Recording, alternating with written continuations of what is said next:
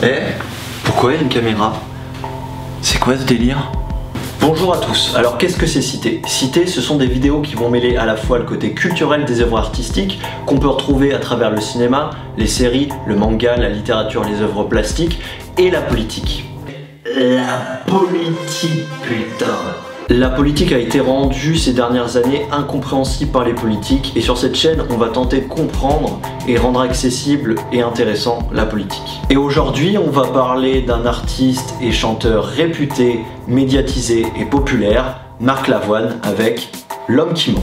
Alors vous allez me demander pourquoi Marc Lavoine, pourquoi pas quelqu'un d'autre et pourquoi quelque chose qui paraît complètement détaché de la politique.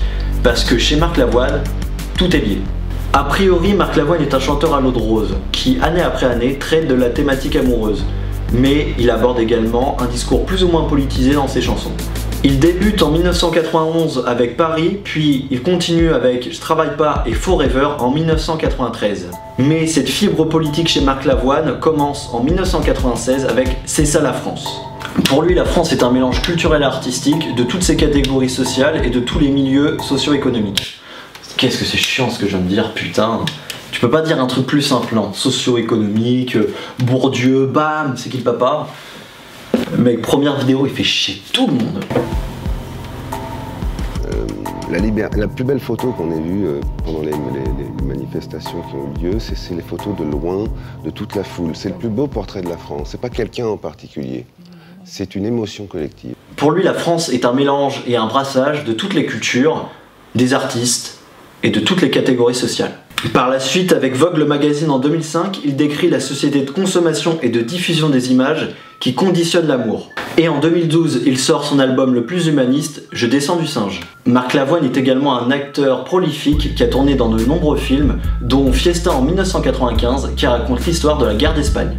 Il est aussi connu pour avoir côtoyé les enfoirés du milieu des années 80 jusqu'au milieu des années 90, et il a aussi été parrain du Téléthon en 2015. D'accord, jusque là vous pouvez me dire c'est quelqu'un qui a fait les enfoirés, donc bon c'est quelqu'un de reconnu, qui s'engage, mais il s'est surtout engagé pour la cause des enfants autistes avec l'association Papotin depuis 1997. Il connaît parfaitement le sujet et a écrit un livre et réalisé un documentaire avec et pour les enfants autistes, et dans celui-ci il demandait à des enfants d'interviewer Ségolène Royal et Simone Veil. Comme quoi, tout est politique. Donc, qu'est-ce que c'est L'Homme qui ment? L'Homme qui ment est un roman qui raconte l'histoire et la jeunesse de Marc Lavoine avec son père et sa mère dans la banlieue des années 60. Ce qui me plaît d'avoir raconté la famille tient debout, un peu comme la République a tenu à travers toutes ces décennies qui parfois, sous des tremblements, auraient pu fendiller cet édifice qui nous est cher. Son père, qui surnomme Lulu, paye-toi le surnom de merde, a connu les soubresauts de la Seconde Guerre mondiale et surtout a fait la guerre d'Algérie. Et au sortir de la guerre, son père se rend compte qu'il faut profiter de la vie telle qu'elle est. Donc il en profite pour aller baiser n'importe qui. Oui. Sa mère, catholique, est mariée avec Lulu, un ouvrier des PTT, communiste et appartenant à la CGT. Et le livre tend à nous montrer l'évolution politique de la gauche à travers le Parti communiste français et surtout la SFIO qui deviendra le PS. Oui, c'est vrai qu'il parle du monde du travail, des travailleurs, des gens qui avaient des espoirs dans les années 50. Ma mère avait été très frappée et mon père par la Première Guerre mondiale et puis la guerre d'Algérie. Ensuite, il y a eu beaucoup de mouvements sociaux qui se sont succédés. Et je raconte ça, je raconte les espoirs, je raconte parfois aussi les désespoirs, mais l'édifice est tenu.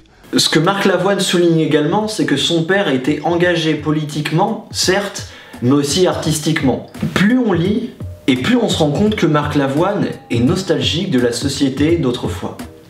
La société où il n'y avait pas de chômage, où tout se passait bien, la société des 30 Glorieuses. C'est quoi les 30 Glorieuses ?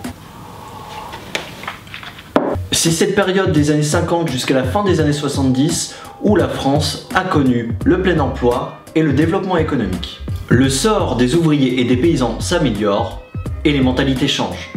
Arrive mai 68. Marc Lavoine montre tout ça, il y a une véritable transformation de la société française. Or, les politiques vont aussi changer.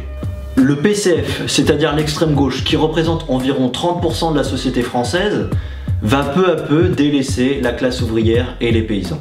Et la gauche, plus globalement représentée par François Mitterrand, va prendre le pouvoir en s'appuyant sur la classe ouvrière, les paysans et les sans-dents pour garder le pouvoir. Peu à peu, Marc Lavoine décrit une société politique qui s'appuie sur les idéaux mais qui n'en fait rien. L'Agence nationale pour l'emploi... La NPE fait son entrée sur les écrans publicitaires. La gauche n'a pas fait mieux que la droite, le chômage devient une obsession nationale. Il n'y a pas de solution miracle, y a-t-il même une solution? Je n'ai jamais pris l'engagement de dire le chômage, ça va être terminé avec nous. Même personne n'attend de nous que vous aviez dit que ça commencerait à diminuer en 83. Je vous ai dit qu'en 80, que fin 82, nous serions 2 millions de chômeurs. Nous serions sur la crête des 2 millions de chômeurs. Nous y sommes. Et en définitive, Marc Lavoine explique que son père a forgé son identité politique. Par exemple, il lui explique qui est Tati, qui est Picasso, tout ça grâce à la culture du Parti communiste. Alors l'intelligence est une provocation, et c'est ça qui m'intéresse dans la résistance. Alors le communisme a représenté à une époque, je crois, une forme de résistance, et aujourd'hui encore, j'imagine. Or, tout l'engagement associatif, politique, culturel de Marc Lavoine ne provient que d'un seul individu. Les 30 Glorieuses ont mis fin aux grandes causes collectives. Ils l'ont senti arriver, hein. Ils ont senti venir qu'on allait les utiliser comme chausse-pied pour faire passer autre chose. Mais même, on voyait sur les t-shirts, on voyait John Lennon, Che Guevara dans le même magasin. Bon, et on a senti tous un petit peu que les idées simples pour des gens simples, c'était fini. L'homme qui ment est le récit de la fin de l'épopée.